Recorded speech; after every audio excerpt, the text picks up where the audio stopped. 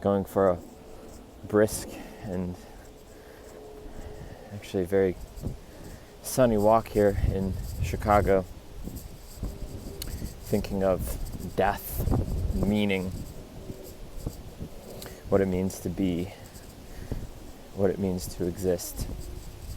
These are actually some of the typical things I think about, write about, talk about. I was talking to Sladka's cousin yesterday about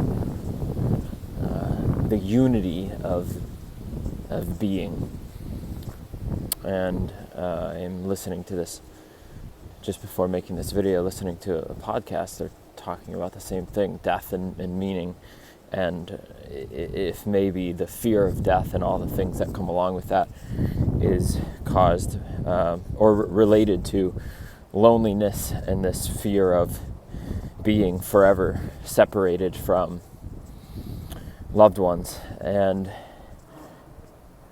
in relation to the conversation I had with Krasi, Sladka's cousin, yesterday, he said something along the lines of, I get that I am consciousness, or that he's not limited to he's not exclusively limited to the confines of his mind and his body, and that that what he is beyond and inclusive of that body mind. And he said, but I don't get how I'm also this couch.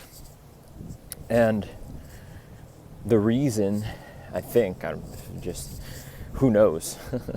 I don't know, but I'll probably get into that after sharing what I think may be the reason for that. Something like there's a conventional scientific standpoint that's backing that up, that is rooted in part in materialism, saying that everything is consciousness somehow arose from materiality, the material world, whereas my experience, it tells me contrary. It tells me that consciousness or awareness or whatever it is, the background, that is primary, and that the body, mind, and the world and these objects arise and appear within awareness, within consciousness, and that is not the the materialist perspective. That's saying something really entirely different, which is what we fundamentally are is consciousness, is awareness. And so that, I guess, can lead into what Krasi was saying about the couch. When we're considering it from the scientific worldview, where we really feel like or believe that we are confined temporarily to our mind and body, when we touch the couch, it feels like something else. This is what I explained to him, which is what I want to share. Very open to the conversation on this, any or other viewpoints as well, which is nothing, and science actually says this, Western science backs this up now, nothing is separate. The universe, whatever this is all, there's no second. There's just one substance and space in which the substance arises within. So it doesn't have an end or a limit, and there's nothing outside of it. And there's nothing really inside of it because there's nothing outside of it. It is edgeless. It is infinite in time and forever in distance and space. So you can't even draw that. You couldn't draw a circle, because a circle saying, well, this is everything, presupposes an outside. There's a ambulance coming by here.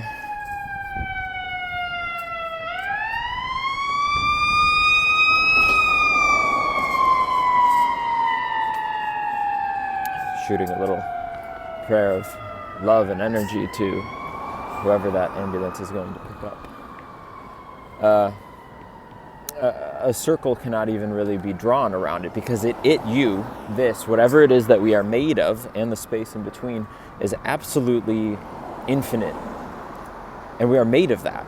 The material that you're made of, that I'm made of, that couch is made of, that phone is made of, there's no foreign substance here. Where could we get a foreign substance from? It's all being derived from the same one thing / being. Now, that's not to say that table has consciousness in the way that it appears that a human being, that you and I have consciousness. So lastly, on the point of I don't know, as I quickly cross the street here, it appears that we, human beings, make meaning. But everything is fundamentally meaningless. And so what does it mean? How funny, right? What does it mean that everything is meaningless? Well,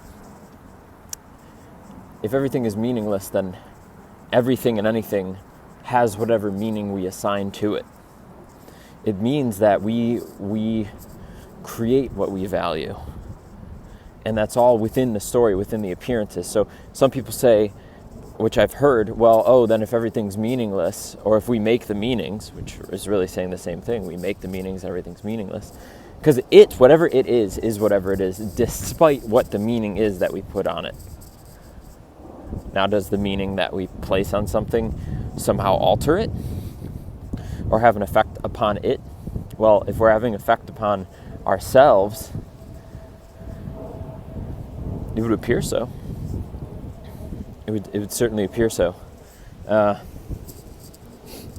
So this is not to say that the term is solipsism, which means, well, nothing's meaningless and nothing matters, so be nihilistic, act selfishly, and well, that couldn't possibly be it, because that would be trying to say, well, then nothing matters, which in a way is assigning a meaning, and then that's a belief system and a worldview. And if we really look at that, if we take that to its logical extent, and the reason why I want to take this to its logical extent is because this way of relating in the world, it's not like some philosophy just to, think about. No, it's experiential, and it can end a lot of pain and a lot of suffering and a lot of illusion of separation. When we see that we're never alone, we're never lonely. What we really are never goes anywhere. It's energy, and it's just transferred, it's moved, it is the change and the flow, and we are that changelessness upon which all of that energy emanates from. So that's why. So if it were meaningless, if life were meaningless, then equally and oppositely, for as much as it doesn't matter, let's say the 0 point of between not mattering and mattering is 0. And to the left, if you go 10 notches over here to the left of ultimately no meaning, well then, the equal and opposite would be true. 10 notches to the right of that 0 point, life is that much meaningful as well. The inverse would, in a way, have to be true. And if not have to be true, at least have the potential to be true. Okay, so let's bring this back to the non-separation or the oneness. Anyone that has fear of death, which most people that are identifying as a individual does have some fear of mortality, or the fact that we will one day, the body will die.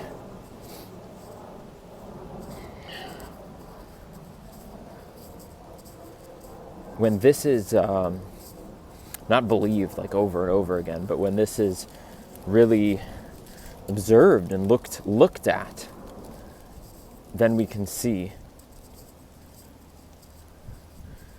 that we are the infinite awareness, or the consciousness, and the body and the mind and the thoughts and the world are all appearances within that. And the appearances come and go, but that which we are isn't going anywhere, never will go anywhere. It's we're all one. We are one with each other.